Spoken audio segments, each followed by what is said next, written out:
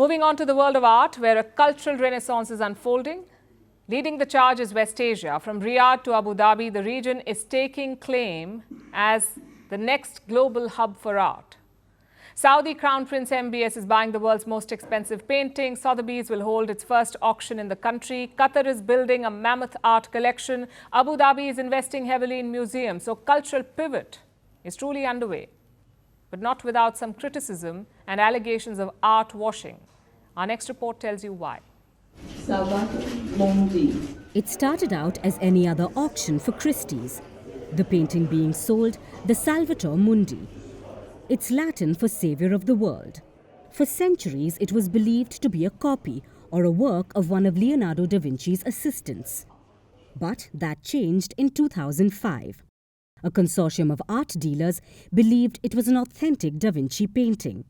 Many dubbed it the male Mona Lisa.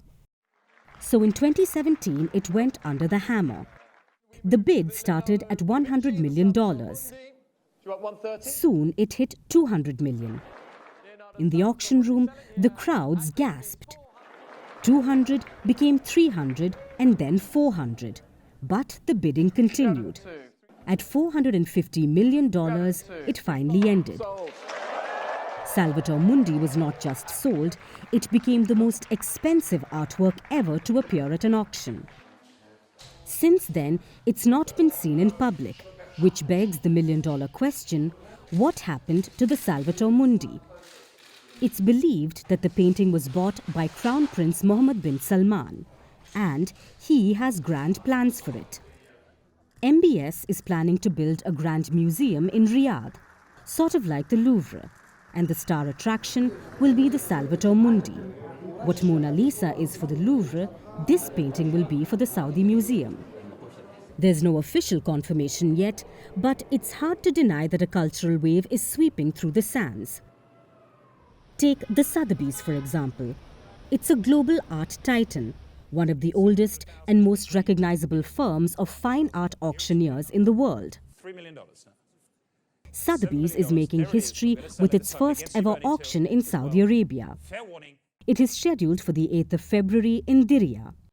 The auction will feature everything from Saudi fine art to luxury collectibles, signaling a shift in the region's art market ambitions.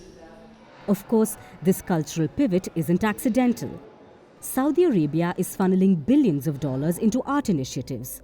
It's part of its Vision 2023, moving away from oil and diversifying its economy. Take the Museum of World Cultures, for example. It's set to open in 2026, and it wants to rival the Louvre. The former British museum head is going to lead this museum. Also, Riyadh isn't alone. Across West Asia, nations are leveraging art to redefine their global identities. Abu Dhabi has invested heavily in the Louvre Abu Dhabi. Qatar is building one of the world's most extensive museum collections. Christie's already has a base in Dubai. Art Basel, another big name in the art world, wants to run the Abu Dhabi Fair. But not everyone is convinced. Critics argue that Saudi Arabia's cultural investments are a classic case of art washing, or using art to distract from its controversial human rights records. The criticism comes from Western institutions, the very same ones that house collections built on colonial looting. So it's almost ironic. And many say it's a case of sour grapes. Art has long been a tool of soft power. Until now, the West were the self-proclaimed guardians of the art world. For years, the Gulf countries were just a market for art. But now, West Asia is trumping them, no pun intended.